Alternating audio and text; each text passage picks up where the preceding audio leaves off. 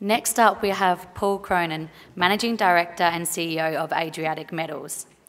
Paul co-founded Adriatic in 2017. He has spent most of his career in Europe in commodity trading and resource finance. He is also chairman of Black Dragon Gold and non-executive director of Taruga Minerals. Thanks, Paul. Thank you very much, and thank you for welcoming me here today. As you were just told, Adriatic was only founded in 2017, a brand new company with a very clear strategy, and that strategy had been born primarily out of my observations, working and living in Europe for so long, that the European Union's unofficial policy of make a mess somewhere else and ship it in was going to have to change.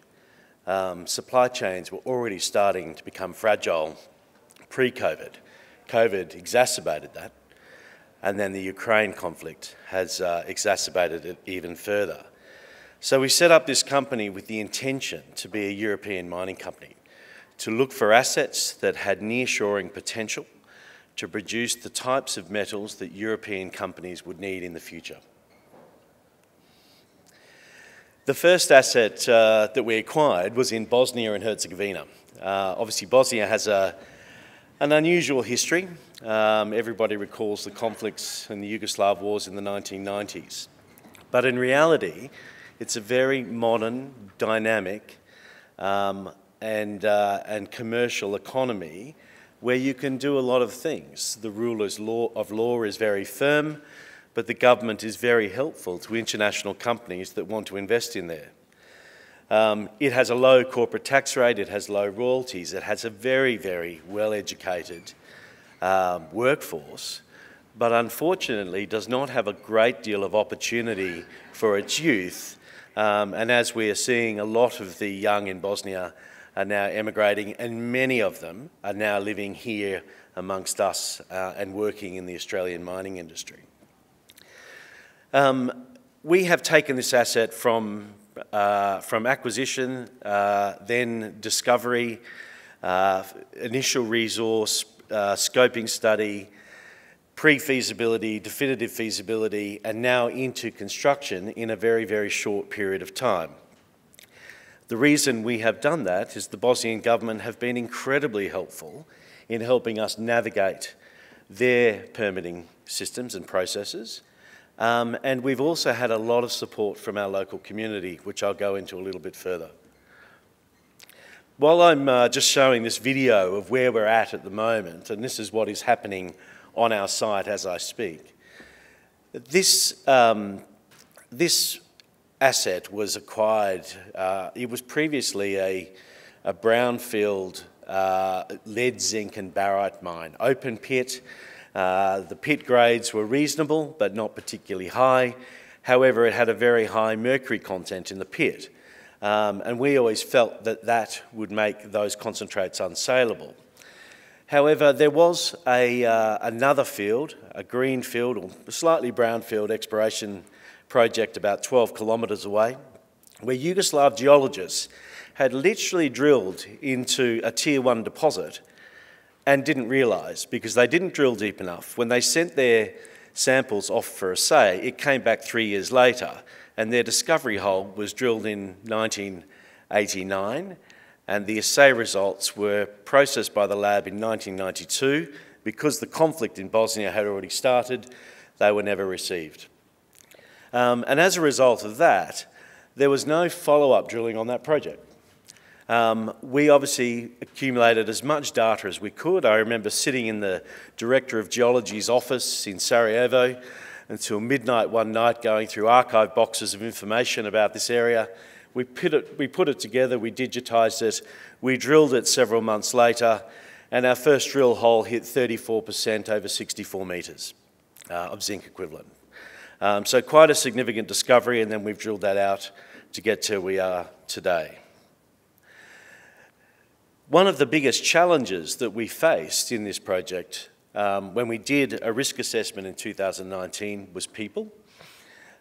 We've now built a state-of-the-art human resource development platform, training programs that are on people's mobile phones, personal development programs. We've also taken agreements with 5 universities in the region to supply us graduates. We're building our first graduate camp this October, which will house 20 graduates a year, and we'll start building the workforce that we need for the future in Bosnia.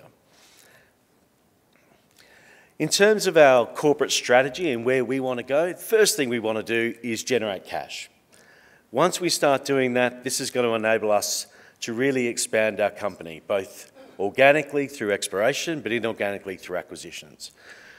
Our exploration, which is ongoing, is continuing to expand our reserve base, and I'll talk more about that later. And then over the next few years, you'll see the company diversify its asset base with the European nearshoring focus across base, precious and transition metals. But let's talk about the Vares project. Post-tax NPV, just over $1 billion US. Internal rate of return, around 130%. Capital costs of $168 million and a very, very rapid payback period. In its first 5 years of production, it'll generate over $1 billion in free cash flow. It is a very, very exciting project and one that we were keen to get into production as quickly as possible. It is reasonably low-cost mining, but it is exceptionally high grade.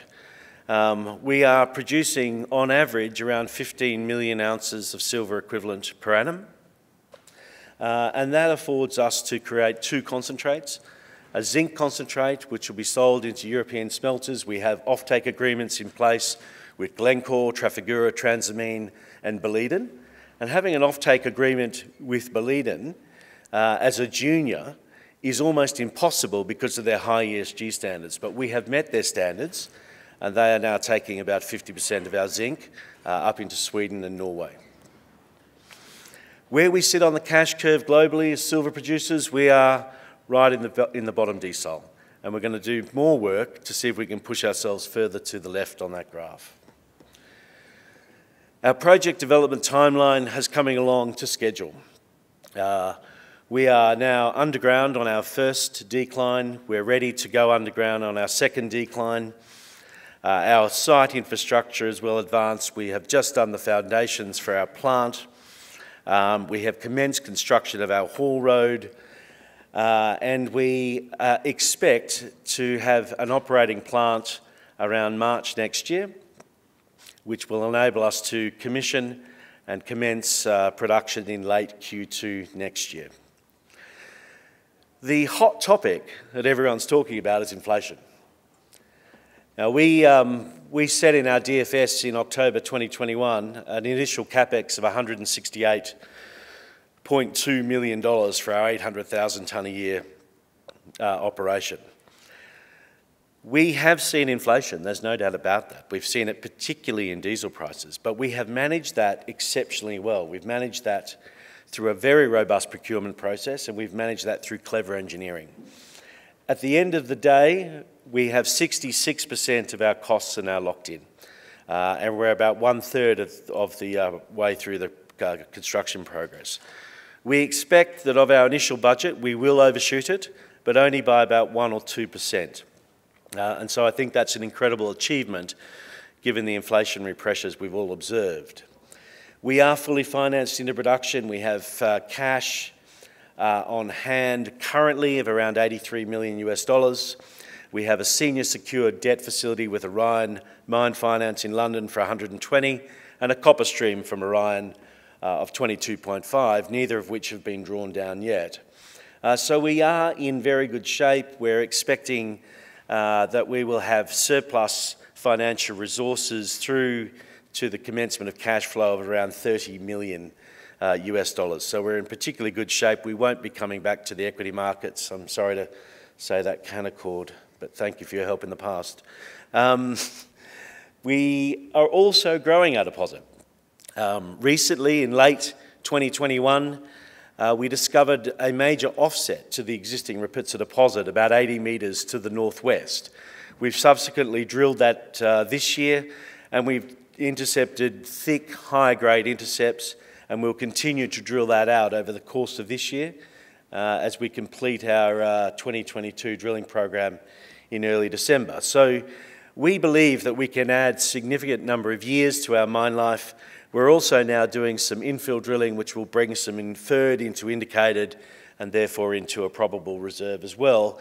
And we're expecting to do a reserve upgrade at the end of 2022. We also have the largest exploration concession in the history of Bosnia and Herzegovina. Exploration concessions are not granted easily. They're quite difficult to get. There's a lot of upfront costs, but the Bosnian government likes us and they trust us. And they have granted us an exploration concession that we believe contains several Raposa-style deposits. We have a small exploration team and we are in the middle of a capital development program, so we're not going hell for leather on exploration right now.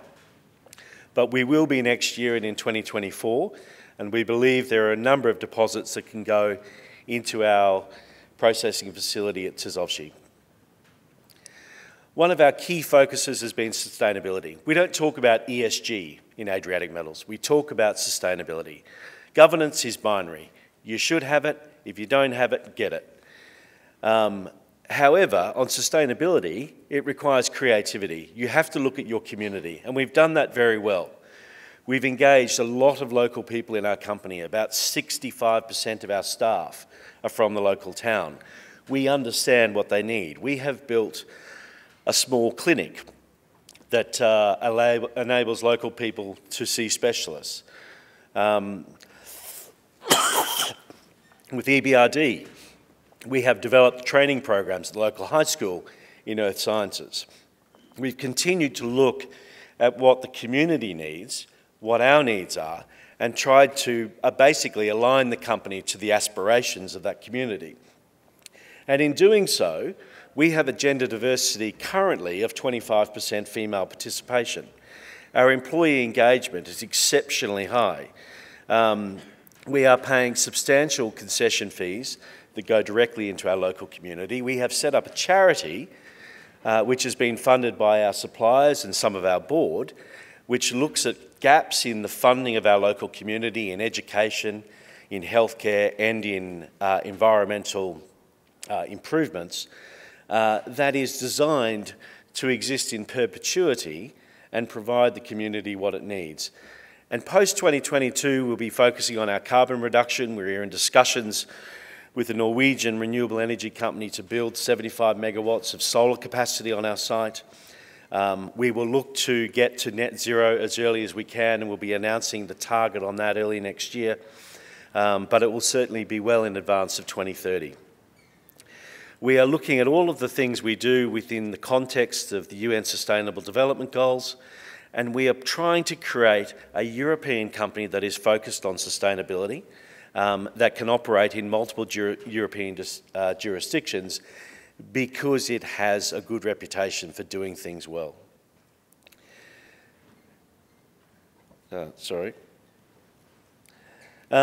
We are also focused on shared prosperity. We are representing about 25% of FDI in Bosnia this year. We'll be the biggest exporter in Bosnia. We've got excellent local government and federal government relationships. We're making direct payments to government now. We record that, we put it on our website for the community to see what we're actually doing. So all in all, the project is going well. Our corporate structure is still very solid. Our register is very institutional now. We are listed on the ASX despite being a British company, but we are also listed on the main board in London. Our last capital raising was done at $2.80 per share in October last year. Our share price performance, like most, has been disappointing, but we believe there's plenty of room for growth there as the company emerges. And what we have done is put together an experienced leadership team of people from Australia, the UK, Bosnia, South Africa, that is able to take this project forward and help mentor our local staff into becoming Bosnia's next generation of mining professionals.